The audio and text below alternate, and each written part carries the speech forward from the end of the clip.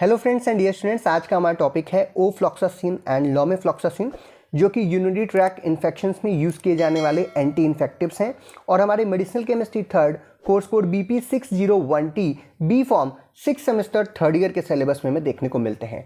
इस वीडियो में हम लोग ओफ्लॉक्सासिन और लोमेफ्लॉक्सासिन की chemistry, structure, mechanism of action, uses इत्यादि को आसान तरीके से समझने की कोशिश करेंगे।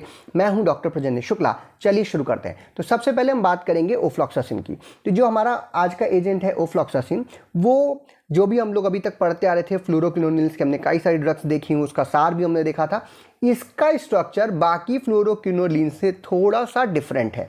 ऐसा इसलिए हो रहा है कि जो हम लोग क्विनोलिन रिंग या क्विनोलिन रिंग जो यहाँ पे देखने को मिल रही थी, क्विनोलिन रिंग, उस क्विनोलिन रिंग के नाइट्रोजन नंबर 1 से कार्बन नंबर 8 जो था, उन दोनों के बीच में एक ऑक्सीजन कंटेनिंग रिंग या एक ऑक्सीजन ब्रिज जो है, जो बन रहा है, जिसे हम ऑक्सीजन रिंग बोल रहे हैं, ये दोनों इसको जोड़ रहे हैं। इस पोजीशन से इस पोजीशन के बीच में क्या आ रहा है? ऑक्सीजन रिंग आ रहा है।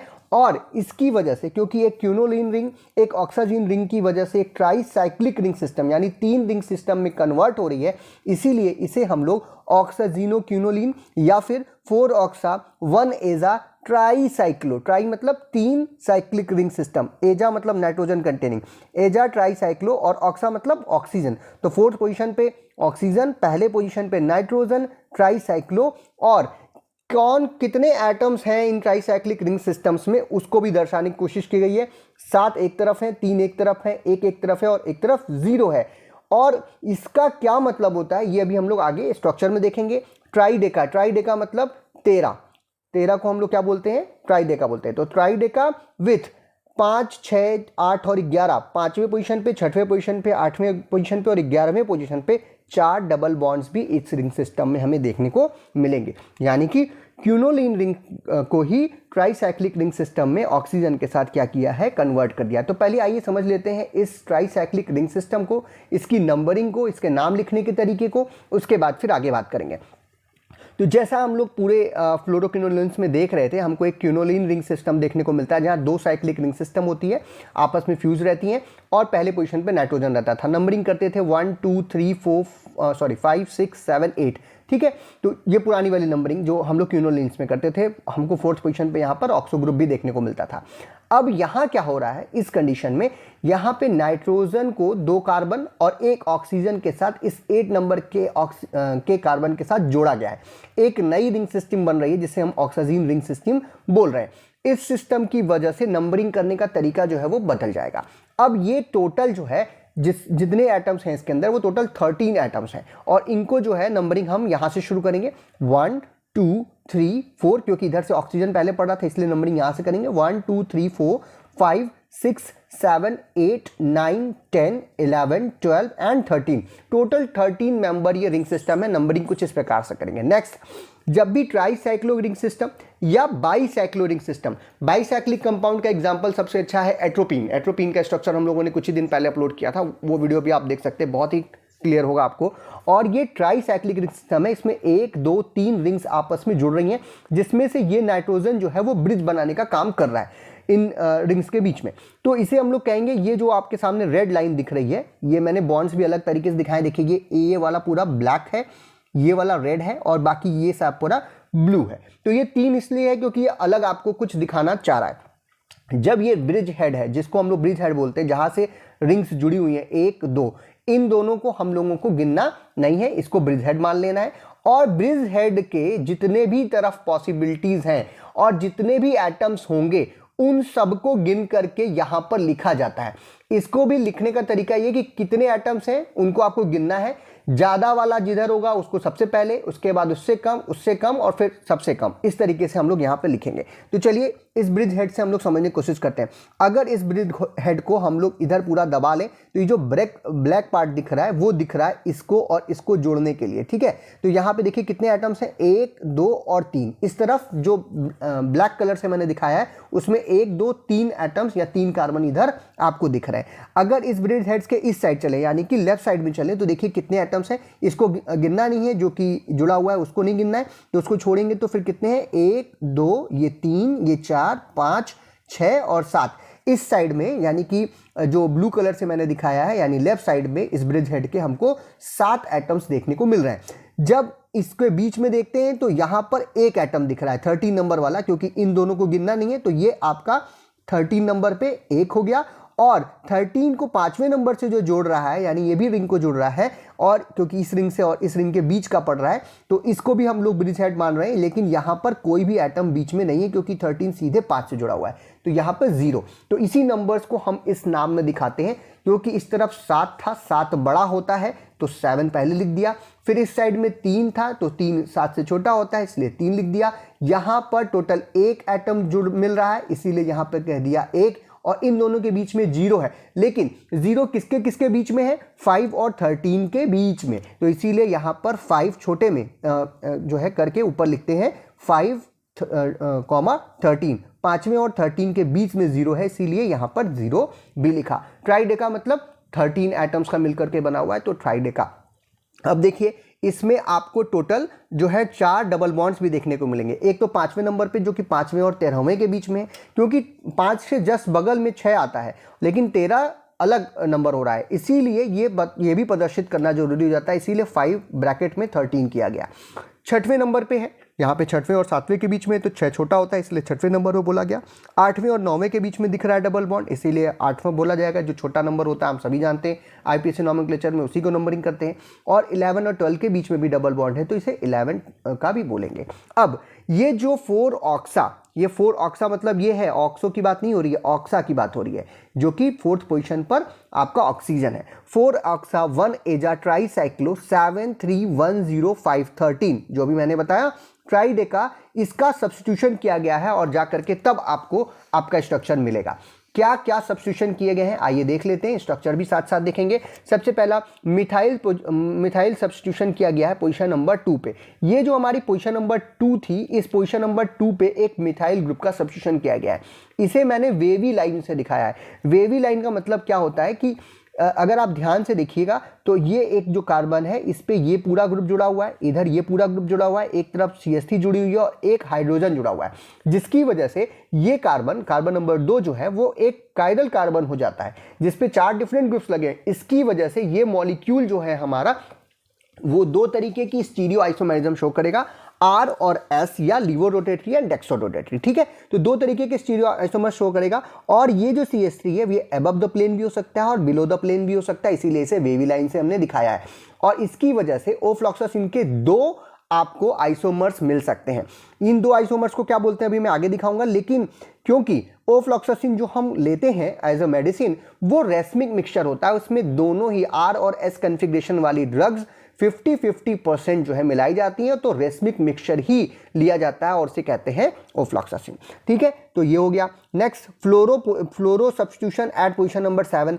जैसे हम बार बार देख रहे थे कि क्विनोलिन रिंग सिस्टम में जब हम लोग इधर से नंबरिंग करते थे तो ये 6वां कार्बन पड़ता था, बट सेम कार्बन के ऊपर क्योंकि इसमें नई तरीके से नंबरिंग की गई है तो 7वां नंबर पड़ रहा है यहाँ पे, लेकिन कार्बन सेम है और उस कार्बन पे एज जितने भी हमारे फ्लोरोक्विनोलिन से उनकी जगह उन्हीं की तरह के यहाँ पर भी एक फ्लोरो सब्स्टिट्यूशन आपको देखने को मिल रहा है। पोजीशन नंबर जो हमारा 6 है, पोजीशन नंबर 6 पे हमको एक पिप्राजीन रिंग देखने को मिल रही है। पिप्राजीन रिंग कौन सी रिंग होती है? 6 मेंबर्ड सैचुरेटेड रिंग सिस्टम है ये, और इसमें पहले और चौथे नंबर पे नाइट्रोजन होता है।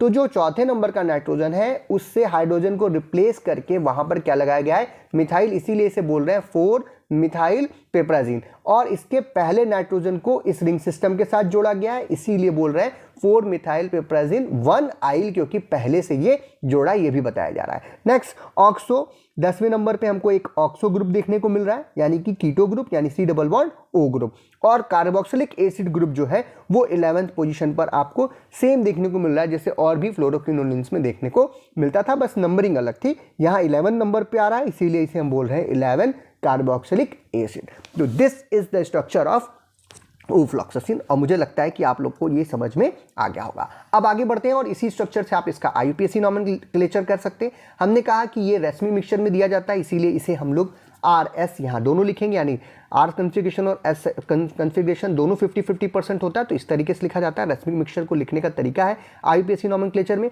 7 पोजीशन पर फ्लोरो है तो 7 फ्लोरो, दूसरे नंबर पर मिथाइल है 2 मिथाइल, 6 अब ये देखिए 6वें नंबर पे ये जुड़ा हुआ है तो 6,4 मिथाइल पिपराजीन 1 आइल, और 10 नंबर पे ऑक्सो है तो 10 ऑक्सो 4 ऑक्सा, ये चौथे नंबर पे ऑक्सीजन है तो 4 ऑक्सा। 1 पहले नंबर पे एजा है, 1 एजा ट्राईसाइक्लो 3 साइक्लिक रिंग है, और जो नंबरिंग अभी हमने देखी थी 7, इस तरफ 7 है तो ये फिर से एक बार देख लेते हैं 1 2 3 4 5 6 7, तो ये 7 हो गया। 3 1 2 3 ये 3 हो गया। 1 मतलब ये हो गया 1 एक आ रहा है, और 0 इन दोनों के बीच में कोई नहीं है तो 0 5 13। ट्राइडेका मतलब 13, 5 5 13 5वें और 13वें के बीच में 6वें नंबर पे 8th नंबर पे, और 11th नंबर पे डबल बॉन्ड है तो टेट्राईन, टेट्रा मतलब 4, ईन मतलब double bond, tetraene 11th position पे कार्बोक्सिलिक एसिड है तो 11 कार्बोक्सिलिक एसिड। ठीक है, तो ये हो गया इसका IUPAC नॉमेनक्लेचर। एक बार फिर से पढ़ लेते हैं। RS 7 फ्लोरो 2 मिथाइल 6 4 मिथाइल पिपराजीन 1 आइल 10 ऑक्सो 4 ऑक्सा 1 एजा ट्राईसाइक्लो 73105-13 ट्राईडेका 5 13 6 8 11 टेट्राईन 11 कार्बोक्सिलिक एसिड। अगर इसमें कोई भी आपको कंफ्यूजन हो तो आप कमेंट बॉक्स में जरूर लिखिएगा। वैसे मैंने सारे कंफ्यूजन दूर करने की कोशिश करी है, फिर भी अगर आपको कोई कंफ्यूजन होती है तो आप मुझसे पूछ सकते हैं। अभी मैंने आपको एक पोजीशन दिखाई थी, पोजीशन नंबर 2, जहाँ पे मिथाइल ग्रुप की वजह से आपको स्टीरियो आइसोमेरिज्म बोल रहा था। तो अगर लीवोफ्लॉक्सासिन हो, ठीक है, यानी कि लीवो रोटेटरी अगर ओफ्लॉक्सासिन हो तो उसे हम लोग लीवोफ्लॉक्सासिन बोलते हैं, और अगर डेक्स्ट्रो ओफ्लॉक्सासिन हो तो उसे हम लोग डेक्स्ट्रोफ्लॉक्सासिन बोलते हैं। लेकिन लीवोफ्लॉक्सासिन और डेक्स्ट्रोफ्लॉक्सासिन दोनों को 50-50% लेने पर एक रेसमिक मिक्सचर बनता है, और उसी रेसमिक मिक्सचर को हम लोग क्या बोलते हैं, ओफ्लॉक्सासिन बोलते हैं। इसको अलग से भी दिया जाता है, ये ड्रग भी मार्केट में अवेलेबल है, लेकिन स्ट्रक्चर में केवल इतना अंतर होता है कि वो लीवो रोटेटरी ऑक्सासिन होती है, ओफ्लॉक्सासिन होती है, और डेक्सो रोटेटरी ओफ्लॉक्सासिन भी होती है। लेकिन इन दोनों के 50-50% के रेसमिक मिक्सचर को यानी बराबर मात्रा में लेंगे तो उसे रेसमिक मिक्सचर बोलेंगे, जो कि ऑप्टिकली इनएक्टिव होगा, और वही क्या कहलाएगा, ओफ्लॉक्सासिन, जैसा कि अभी हमने नाम में भी देखा। बात करें मैकेनिज्म ऑफ एक्शन की, तो जैसे और फ्लोरोक्विनोलिन्स काम कर रहे थे ठीक उसी तरीके से हमारी ओफ्लॉक्सासिन भी काम करती है। ये टोपोआइसोमेरेज सेकेंड, जिसे हम लोग DNA गायरेज एंजाइम बोलते हैं, वो जो कि बैक्टीरिया के अंदर पाया जा रहा है, और टोपोआइसोमेरेज 4 एंजाइम, ये दोनों एंजाइम्स काफ़ी इंपॉर्टेंट हैं DNA के जो है आपके रेप्लिकेशन इत्यादि प्रोसेस के लिए, और बैक्टीरिया की ग्रोथ के लिए, सेल डिवीजन इत्यादि के लिए। तो उसको ये क्या करता है, इनहिबिट करता है, जिसकी वजह से बैक्टीरियल DNA जो है वो सेपरेट नहीं होता, दो से जो कॉइलिंग वगैरह है वो सेपरेट नहीं होती, और सेल डिवीजन जो है वो रुक जाता है।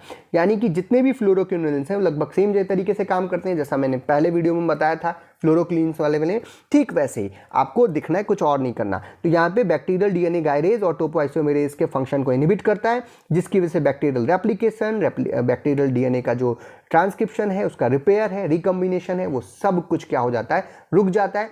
सेल डिवीजन रुकती है, प्रोटीन सिंथेसिस रुकती है, और बैक्टीरिया की क्या हो जाती है, डेथ हो जाती है। यूजेस की बात करें तो ओफ्लॉक्सासिन एक ओरल ब्रॉड स्पेक्ट्रम, यानी कि gram positive gram negative bacteria सभी के ऊपर लगभग काम आता है। ग्राम निगेटिव में ज़्यादा काम आता है, कुछ ग्राम पॉजिटिव में भी काम आता है, इसीलिए ब्रॉड स्पेक्ट्रम बोल रहे हैं। फ्लोरोक्विनोलिन है क्योंकि उसी क्लास की ड्रग है, और एक एंटीबैक्टीरियल एजेंट है।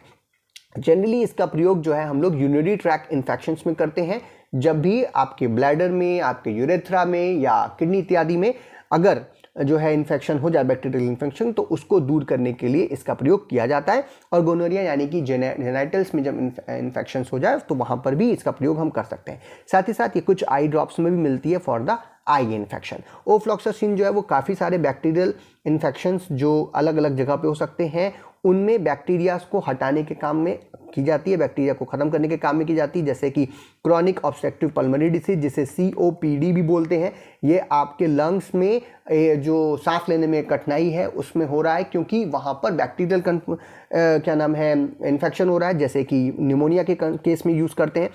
एपिडाइडमाइटिस में यूज़ कर सकते हैं। एपिडाइडमाइटिस जो एक प्रॉब्लम है जहाँ पे जो टेस्टिकल्स हैं जिनमें वो ट्यूब जो कि स्पर्म को स्टोर करती है और रिलीज़ करने का काम करती है, उस जगह पर बैक्टीरियल इन्फेक्शन हो जाता है, जिससे टेस्टिकल्स में घाव इत्यादि होने लगते हैं, पेन इत्यादि होने लगता है।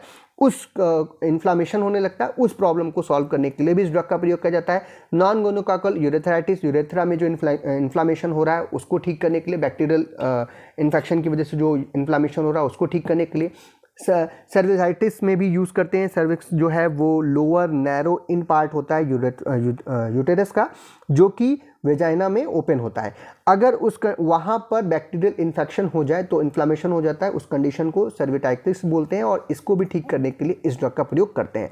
एक्यूट पेल्विक जो इन्फ्लामेटरी डिसीज़ है वहाँ पर इसका प्रयोग करते हैं। प्रोस्टेट में अगर इन्फ्लामेशन हो जाए तो वहाँ पर इसका प्रयोग करते हैं, और गोनोरिया में तो मैंने अभी बताया। तो ये सारे जो प्रॉब्लम्स हैं उन जगहों पर, ये सभी प्रॉब्लम्स जनरली जो है बैक्टीरिया की वजह से हो रहे हैं, वहाँ पे इन्फेक्शन होने की वजह से हो रहे हैं, तो उस इन्फेक्शन को दूर करने में इस ड्रग का प्रयोग करते हैं। नेक्स्ट, मेटाबॉलिज्म की बात करें तो जो ओफ्लॉक्सासिन है वो जनरली जो है हमारे लीवर के अंदर जो है मेटाबोलाइज होती है, यानी हिपैटिक सिस्टम में जाकर के ये मेटाबोलाइज होती है, लेकिन इसका मेटाबॉलिज्म बहुत कम होता है। लगभग 90% जो ड्रग है जो आप एडमिनिस्टर्ड डोज दे रहे हैं, ओरली दे रहे हैं, वो सिंपली बिना चेंज हुए यूरिन में पास हो जाती है, जबकि 10% ही कंपाउंड जो होता है वो एज अ मेटाबोलाइट एक्सक्रीट होता है।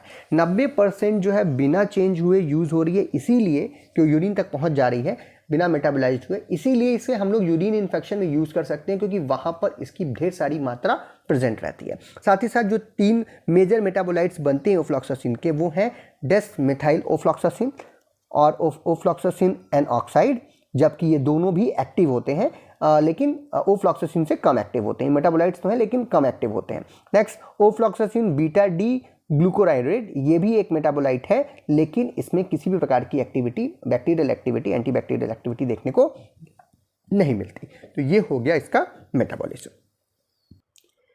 नाउ आज का जो हमारा दूसरा एजेंट है वो है लोमेफ्लॉक्सासिन। लोमेफ्लॉक्सासिन एक synthetic broad spectrum second generation fluoroquinolones है, जैसे सिप्रोफ्लॉक्सासिन था, नॉरफ्लॉक्सासिन था, वैसा ही, और इसका स्ट्रक्चर इत्यादि भी लगभग सेम है। यानी कि ये भी एक क्यूनोलिन मोनोकार्बोक्सिलिक एसिड है, जहाँ पे क्यूनोलिन रिंग देखने को मिलती है और COH ग्रुप देखने को मिलता है, या फिर इसे हम लोग एन एराइल पिप्राजीन डेरिवेटिव भी बोल सकते हैं। यानी पिप्राजीन रिंग के ऊपर, नाइट्रोजन के ऊपर एक एराइल रिंग, यानी कि ये वाली रिंग जो है वो क्यूनोलिन रिंग लगी हुई है, तो इसे इन दोनों का डेरिवेटिव्स बोल सकते हैं, जैसे और सभी ड्रग्स को हम लोग बोल रहे थे। लोमेफ्लॉक्सासिन एक सिंपली 4-ऑक्सोक्यूनोलिन डेरिवेटिव है, या फिर क्यूनोलोन भी इसको हम बोल सकते हैं। यानी क्यूनोनिल रिंग, 2 फ्यूज रिंग सिस्टम, जिसमें पहले नंबर पर नाइट्रोजन हो, 4th पोजीशन पर क्या लगा हो, कीटो ग्रुप या फिर ऑक्सो ग्रुप लगा हो। इसमें भी कुछ सब्स्टिट्यूशन किए जाते हैं। इथाइल सब्स्टिट्यूशन है, कार्बोक्सिलिक एसिड का सब्स्टिट्यूशन है, 3 मिथाइल पिप्राजीन 1 आइल ग्रुप का सब्स्टिट्यूशन है, और ये सब्स्टिट्यूशन इथाइल वाला जो है पहले पोजीशन पर, कार्बोक्सिलिक एसिड 3rd पोजीशन पर, और 7th पोजीशन पर हमें 3 मिथाइल पिप्राजीनाइल ग्रुप देखने को मिलता है। अभी मैं स्ट्रक्चर में दिखाऊंगा तो ये सारी बातें क्लियर हो जाएंगी। एक और खास बात है, यहाँ पर फ्लोरो ग्रुप 2 जगह लगा होता है, यानी डाई सब्स्टिट्यूशन हो रहा है फ्लोरो ग्रुप का, और ड्रग्स में हमें एक बार फ्लोरो दिख रहा था, यहाँ पर हमें 2 बार फ्लोरो ग्रुप दिखेगा। एक तो पोजीशन नंबर 6 पर, जैसा कि और सभी फ्लोरोक्विनोलिन्स में आपको दिख रहा था, सेम वैसा ही रहेगा, और दूसरा पोजीशन नंबर 8 पर। आइए देख लेते हैं इसके स्ट्रक्चर को, ये सारी बातें आपको क्लियर हो जाएंगी। 2 फ्यूज रिंग सिस्टम है, बाइसाइक्लिक कंपाउंड, जिसमें जो है आपको पहले पोजीशन पर नाइट्रोजन है कार्बन की जगह पे, ठीक है, और इसी को हम लोग बोलते हैं क्यूनोलिन रिंग। अब इस क्यूनोलिन रिंग में नंबरिंग इधर से करेंगे, 1 2 3 4 5 6 7 8 9 और 10 यहाँ पर आपको दिख रहा है जो फ्यूज्ड है। अब पहले नंबर का जो नाइट्रोजन है उसके ऊपर इथाइल सब्स्टिट्यूशन किया गया, CH2CH3 ग्रुप जो है वो जुड़ा, यानी इथाइल या C2H5 भी आप लिख सकते हैं, इथाइल ग्रुप यहाँ पर जुड़ा हुआ है। 3rd पोजीशन पर आपको कार्बोक्सिलिक एसिड ग्रुप दिख रहा है, 4th पोजीशन पर आपको कीटो या फिर 4-ऑक्सो ग्रुप दिख रहा है, 6th पोजीशन पर फ्लोरो ग्रुप दिख रहा है, और 8th पोजीशन पर भी फ्लोरो है। 6 और 8 पे फ्लोरो है, तो इसे हम लोग 6-8 डाई फ्लोरो ग्रुप बोल सकते हैं। और 7th पोजीशन पर आपको एक पिप्राजीन रिंग दिख रही है। पिप्राजीन रिंग जो होती है 6 मेंबर्ड सैचुरेटेड रिंग सिस्टम होता है, जिसमें पहले और चौथे पोजीशन पर नाइट्रोजन होते हैं, ठीक है। पहले नाइट्रोजन के साथ ये जुड़ा हुआ है, इसीलिए 1 आइल वर्ड का प्रयोग किया जा रहा है। नाइट्रोजन नंबर 4 पे यहाँ पे आपको एक हाइड्रोजन मिल रहा है, यानी यहाँ पे सब्स्टिट्यूशन न करके 3rd पोजीशन के एक हाइड्रोजन को रिप्लेस किया गया है मिथाइल ग्रुप के साथ, इसीलिए ये थोड़ा अंतर है। और ड्रग्स में हमको यहाँ पर सब्स्टिट्यूशन दिख रहा था, यहाँ पे 3rd पोजीशन पे, इसे 3 मिथाइल पिप्राजीन 1 आइल बोल रहे हैं। और ये जो 3rd नंबर का ये कार्बन है, जो कि इस रिंग सिस्टम का कार्बन है, इस पर एक हाइड्रोजन भी बचा हुआ है, और इसी वजह से ये क्या हो रहा है, कायरल कार्बन हो रहा है, एक हाइड्रोजन, एक मिथाइल और एक ये पूरा ग्रुप और एक इस तरफ। तो ये यहाँ पर एक आपको कायरल कार्बन दिख रहा है, जिसकी वजह से यहाँ पर भी स्टीरियो आइसोमरिज्म पॉसिबल है। दो तरीके के स्टीरियो आइसोमर्स यहाँ भी पॉसिबल है, लेकिन जो हमारे लोमीफ्लॉक्सासिन होती है ये भी एक रेसमिक मिक्सचर में दी जाती है, यानी एल यानी लिवोरोटेटरी जो हमारी लोमीफ्लॉक्सासिन है और डेक्सोरोटेटरी दोनों का 50-50% हमको लेना होगा, तभी हमें वो एक्टिव ड्रग के रूप में मिलेगी। अब इसका बात कर लेते हैं इसी स्ट्रक्चर से आईयूपीएसी नॉमेनक्लेचर की। तो आरएस इसलिए लिखा क्योंकि ये भी एक रेसमिक मिक्सचर है। यहाँ पर जो आपका स्टीरियो आइसोमरिज्म बन रहा है दोनों को 50-50% लेना है। पहले नंबर पे इथाइल है तो 1 इथाइल, 6-8 पे डाइफ्लोरो है, 6वें और 8वें पोजीशन पर हमको डाइफ्लोरो ग्रुप दिख रहा है। 7 पोजीशन पर हमको 3 मिथाइल पिप्राजीन वनाइल मिल रहा है, तो 3 मिथाइल पिप्राजीनाइन वनाइल कहाँ पे, 7 पोजीशन पे। 4th नंबर पे ऑक्सो है तो 4 ऑक्सो, क्यूनोलिन रिंग सिस्टम है तो क्यूनोलिन, और 3 कार्बोक्सिलिक एसिड क्योंकि तीसरे नंबर पे कार्बोक्सिलिक एसिड दिख रहा है। तो इसका आईपीएसी नॉमेनक्लेचर हो गया RS 1 ethyl, 6-8 difluoro, 7 3 methyl piperazine वनाइल, 4 ऑक्सो क्यूनोलिन, 3 कार्बोक्सिलिक एसिड। अब बात करते हैं मैकेनिज्म ऑफ एक्शन की। तो जैसा अभी आपने मैकेनिज्म ऑफ एक्शन और ड्रग्स का देखा, सिप्रोफ्लॉक्सासिन था, नारफ्लॉक्सासिन का था, अभी आपने ओफ्लॉक्सासिन का देखा, सेम वैसे ये भी है। यहाँ पर भी ये जनरली इनहिबिशन करता है डीएनए गायरेज का, जिसे हम लोग टोपोआइसोमेरेज 2 बोलते हैं, और टोपोआइसोमेरेज 4, इन दोनों एंजाइम्स का जो कि बैक्टीरिया के अंदर पाए जा रहे हैं। ये इनहिबिट करते हैं डीएनए गायरेज, यानी जिसे हम टोपोआइसोमेरेज 2 भी बोलते हैं, जो कि आपके जो डीएनए रेप्लिकेशन के दौरान सुपर क्वाइलिंग ऑफ डीएनए और उसका रिलैक्सेशन, इन दोनों को इंड्यूस करता है। अगर ये एंजाइम जो है वो इनहिबिट हो जाएगा तो डीएनए की क्वाइलिंग या डीक्वाइलिंग की जो प्रक्रिया है, सुपर क्वाइलिंग की जो प्रक्रिया है, वो क्या हो जाएगी, पूरी तरीके से रुक जाएगी, जिसकी वजह से डीएनए का जो आपका डीएनए से एमआरएनए में जानी है इंफॉर्मेशन, या डीएनए सिंथेसिस होनी है, आरएनए सिंथेसिस होनी है, प्रोटीन सिंथेसिस होनी है, सेल डिवीजन हो रहा है, वो सारी प्रक्रिया रुक जाएगी अगर इन दोनों ही एंजाइम्स को रोक दिया जाए। सिंपल, इन सभी एंजाइम्स को रोकने की वजह से जो डीएनए सिंथेसिस है वो डिक्रीज होती है, बैक्टीरियल रेप्लिकेशन डिक्रीज होता है, और सेल ग्रोथ जो है उसका इनहिबिशन हो जाता है, और सिंपली जो है सेल की लाइसिस या बैक्टीरियल सेल की डेथ हो जाती है। नेक्स्ट, ये सिंपली हम कह सकते हैं कि ये जो एंजाइम्स हैं उनके इनहिबिशन की वजह से आपके बैक्टीरियल डीएनए रेप्लिकेशन, ट्रांसक्रिप्शन, उसका रिपेयर और रिकम्बिनेशन सब कुछ इनहिबिट हो जाता है। यूजेस की बात करें तो लोमीफ्लॉक्सासिन एक फ्लोरोक्लोनिल है, एंटीबायोटिक है, और जो क्रॉनिक ब्रोंकियाटिस यानी आपके लंग्स में जब इन्फ्लामेशन हो जाए और बैक्टीरियल इन्फेक्शन की वजह से, उसको ठीक करने के काम में आती है, और साथ ही साथ कॉम्प्लिकेटेड या अनकॉम्प्लिकेटेड यूरिनरी ट्रैक्ट इन्फेक्शंस को दूर करने के काम में आती है। ये प्रोफाइलेटिक और प्रिवेंटिव ट्रीटमेंट में यूज़ किया जाता है यूरिनरी ट्रैक्ट इन्फेक्शंस में, यानी कि जब हो गई बीमारी उसको रोकथाम के लिए यूज़ किया जा सकता है, और उसको प्रिवेंट करने के लिए, मालूम है कि यूरिन इन्फेक्शन हो सकता है क्योंकि अपर जीआई ट्रैक्ट में इन्फेक्शन है, तो ऐसे कंडीशन में इसको देने पर यूरिनरी ट्रैक्ट इन्फेक्शंस नहीं होता है। साथ ही साथ कुछ पेशेंट्स जिन पेशेंट्स में हम लोग कुछ सर्जरी प्रोसीजर कर रहे होते हैं, जैसे ट्रांसरेक्टल सर्जरी प्रोसीजर का मतलब होता है एक सिंपल, हम लोग कुछ टिश्यूज़ को रिमूव करना चाहते हैं प्रोस्टेट से, और जो एक छोटी सी निडल जो है वो डाली जाती है इंसर्ट की जाती है फ्रॉम द रेक्टम। तो रेक्टम से इंसर्ट करते हैं तो वहाँ पर कई बार इन्फेक्शन इत्यादि हो तो वो ठीक कर सकते हैं। Plus trans urethral same procedure जो है यूरेथ्रा के थ्रू अगर किया जाए तो ये सर्जिकल प्रोसीजर्स में भी इन पेशेंट्स को हम लोग यूरिनरी ट्रैक्ट इन्फेक्शन से बचाने के लिए दे सकते हैं। नेक्स्ट, इसके काफ़ी सारी एक्टिविटीज़ हमें देखने को मिलती है, ब्रॉड स्पेक्ट्रम बोल रहे हैं। कुछ ग्राम नेगेटिव एरोबिक बैक्टीरिया जैसे कि ई कोलाई है आपका, ठीक है, नेसेसरिया गोनोरिया है उसके केस में, साथ ही साथ कुछ ग्राम पॉजिटिव बैक्टीरिया लाइक की सल्मोना स्टेफिलोकोकस न्यूमोनियाई और स्टेफिलोकोकस ऑरियस इत्यादि में ये यूज़ किया जा सकता है। नेक्स्ट, इसकी बात करें तो इसके अलावा सेजिला में सल्मोनेला के जो डिफरेंट आपके मतलब इंडिविजुअल बैक्टीरियाज हैं, उनमें कैंपलोबैक्टर में, गोनोकॉकल ऑर्गेनिजम्स में जो कि गोनोरिया इत्यादि कॉज करते हैं, और मल्टी ड्रग रेसिस्टेंट सूडोमोनास में और इंट्रोबैक्टर इत्यादि में भी के इन्फेक्शन में भी ये आसानी से यूज़ किया जाता है और काफ़ी इफ़ेक्टिव साबित होता है।